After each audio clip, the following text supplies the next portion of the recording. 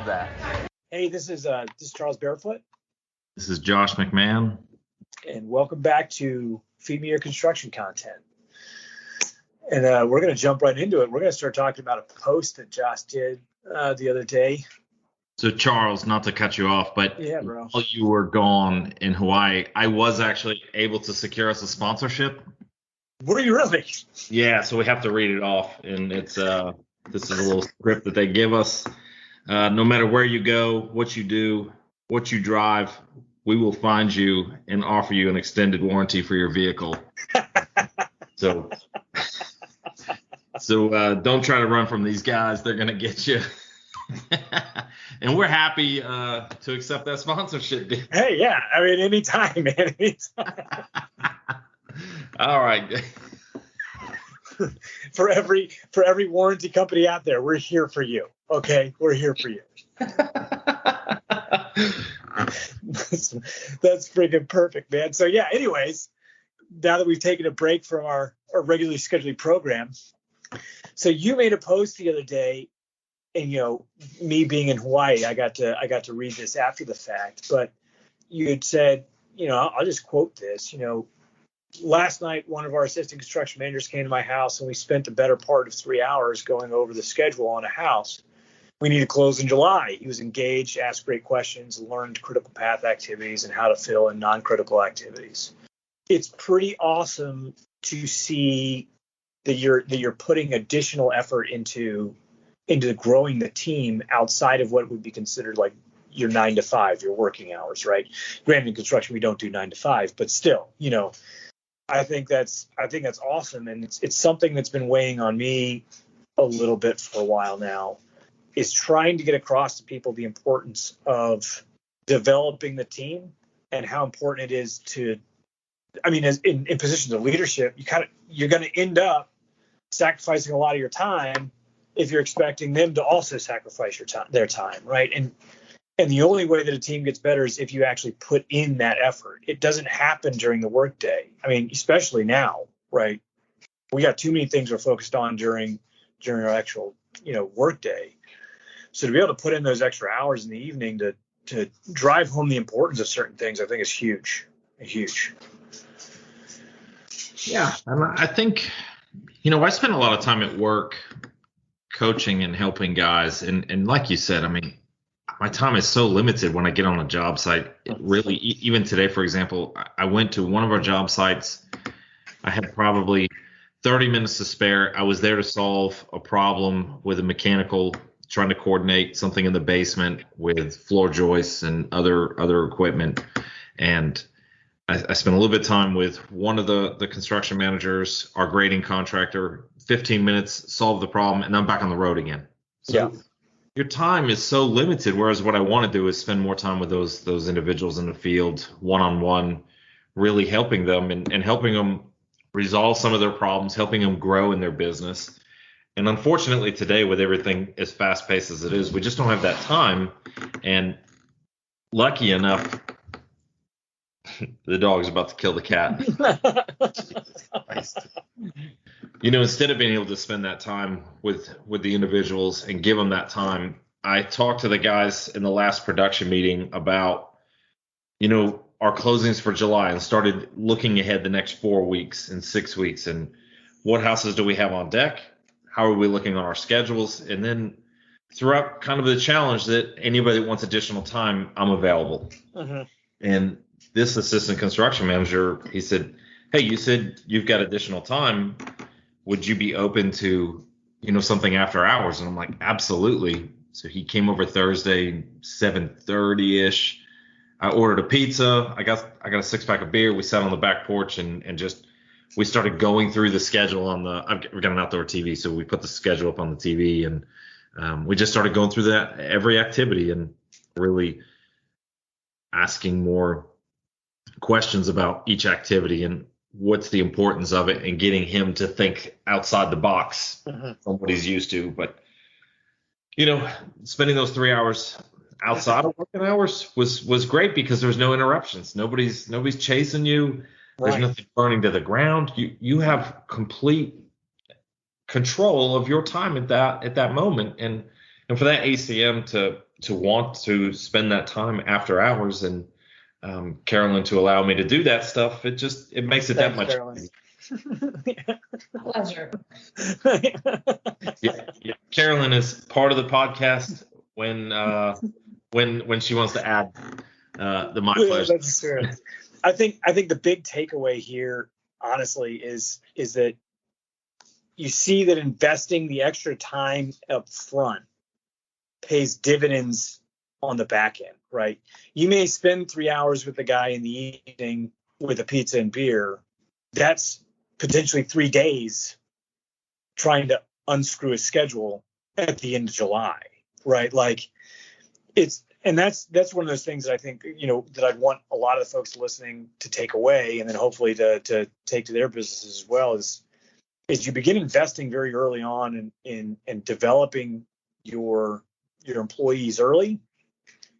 You will see the benefits far down the line.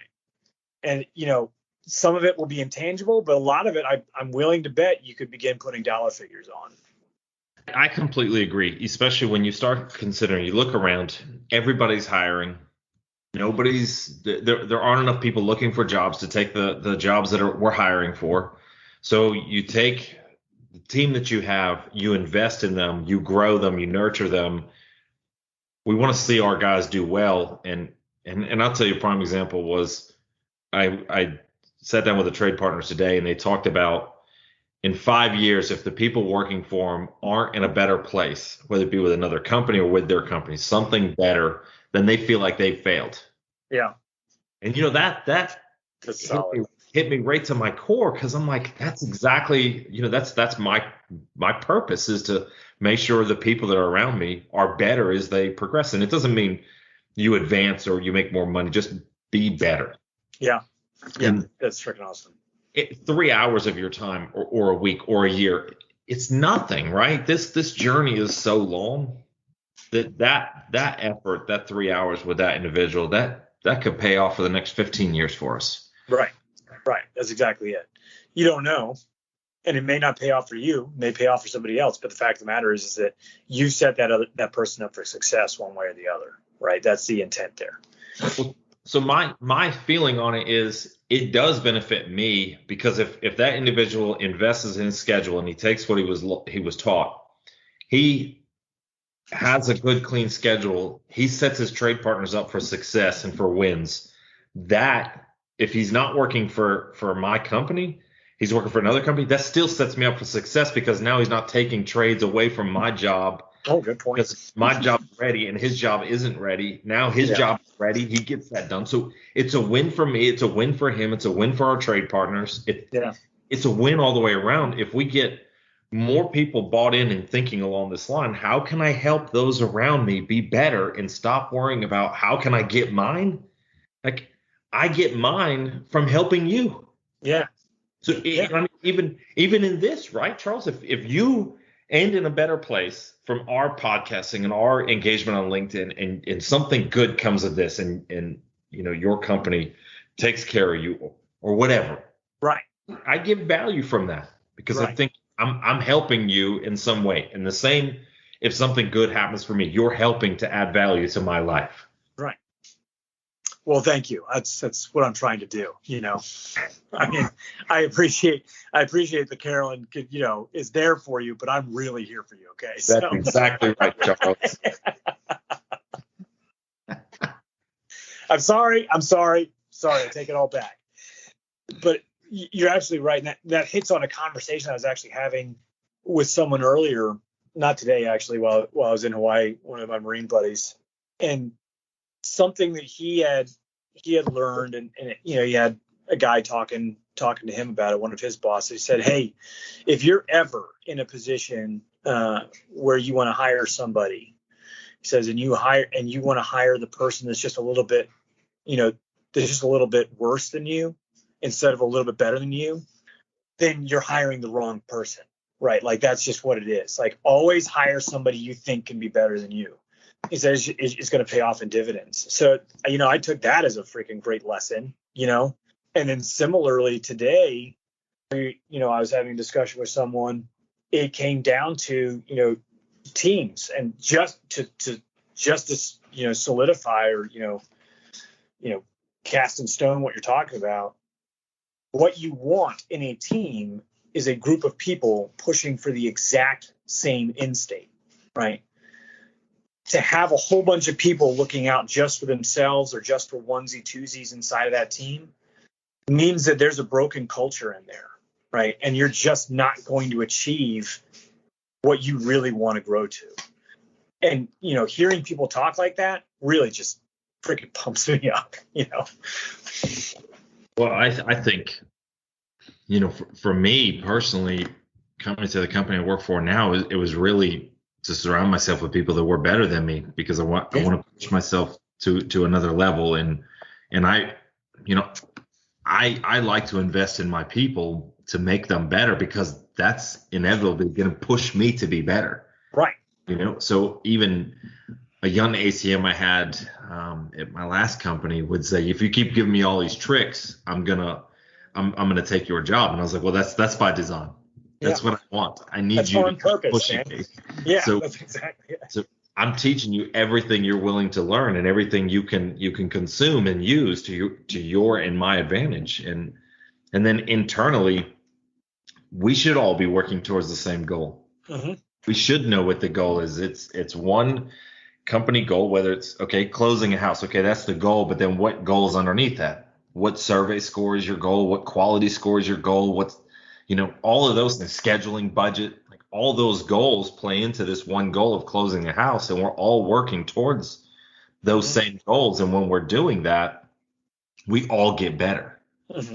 And once we all get better, if we really invest in this for 6 months, and I'm speaking for my team now, we invest in this for 6 months. I'm not working as much as I'm working today. I'm not, working all the time and weekends and trying to correct things and make things better, because everybody is working. Everybody is moving in that same direction. So exactly. All of this whole discussion is just about pushing each other to be better. Right. What do you think, Carolyn? Jump in there. Come on now.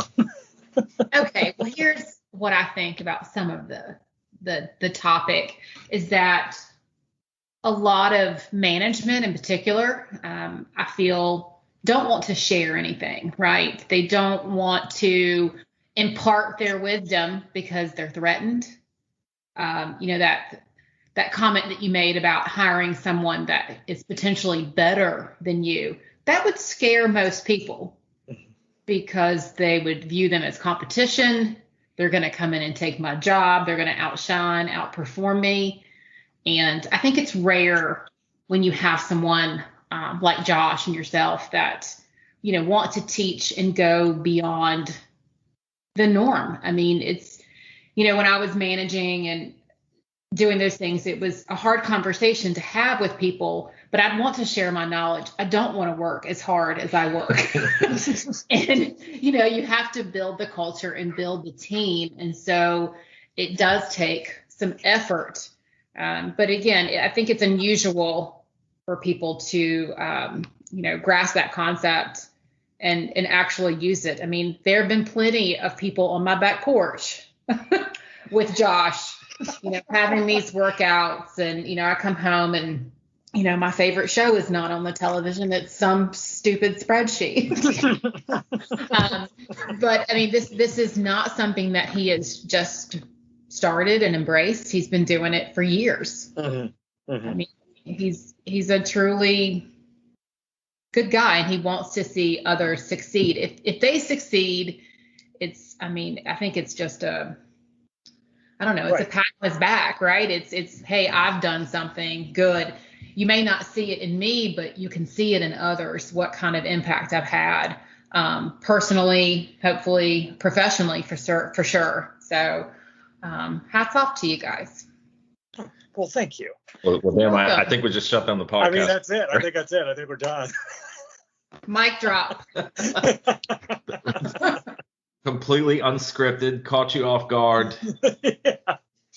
And I think you're right, though. I think you delivered some of the hard truth that a lot of management is scared or threatened by someone that's better than them. Someone's going to take my job, and you're right. I think that's the antiquated way, and I think we're seeing some of that in the generational shift, as the new generation is coming in, the work from home movement. There's so much stuff happening that I hope that this becomes more normal, like this idea of servant leadership and helping and giving back will be normal. And we are seeking out people that are better than us and that push us to be better. And I'll tell you the one big thing, my takeaway from what you just said was the management piece, not sharing some of the management stuff.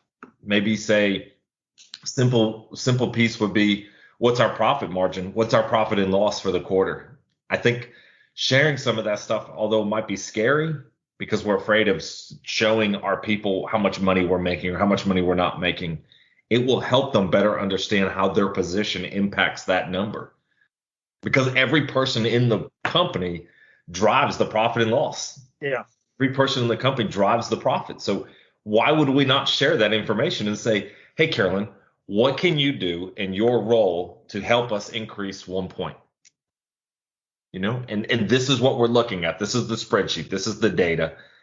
What can you do? Because I don't know what you do great at your job, but you do know, and you're going to find a way to do your job more efficiently to make us more profitable. If you're the right person, sure. Well, that's true too. Yeah. That's a very true point. Yes. I mean, so management can give you all the tools and all the information, and you may just not give two shits about it. It's a good point. And so I think that goes just back to hiring right. Yeah. Hiring people that will care. And that's a tough position to be in. I mean, I think more and more companies are trying to find the right culture fit for their organizations, which is great. So, but you sometimes feel the growing pains of that and the weight, like, why haven't you hired anybody? Why haven't you hired me any help? Well, they're trying to find a good culture fit. But still, you can lie in an interview. You can lie, about skills you don't have, desire, and commitment that you don't possess. So, we get it wrong. You've had a couple of bad hires there, Josh. I've had we're not here to talk about my bad hires. Oh, it's only success. Okay. Only success today. Success. We don't have any podcast on this show. On Josh's failures. We will do a podcast on a couple of my bad hires and what I learned from. Yeah, I mean, we probably not just like bad hires, but like legitimate just mistakes, not just yours, by the way, because I've made plenty as well. But like, that's where we learn. Yes. It's not when we get it right every time. So, And then what you do with the information once you. Right, that's where you win. Right, that's where you win. And now we're sounding like a whole bunch of motivational speakers, but in reality, that's exactly it. I can get it wrong, and then I can continue to get it wrong, just because I don't make the change. But then somebody else can make the exact same mistake, take the information they learned, and apply it, and be just that much further ahead of me. So, Well, that's the intention, and that's 100% the intention, and I think this was great adding you to the mix, Carolyn. I think it really was. I can't even say that we really went off track, because I don't think we did. I think it all really comes together. What we're talking about as a whole is the establishment of culture, working as a team, common goals, esprit de corps, that kind of deal. Like, that's what we're talking about. And the companies that fail to establish those things, or fail to identify that they haven't established those things, will always be lagging, and will start losing talent fairly quickly. Well, I mean, that's right, especially in this market. Yeah, this market's ridiculous. It's absolutely insane. All right, let's get it done, man. All right, dude. See you, man. Guys, I'll talk to you soon. All right, bye. Bye.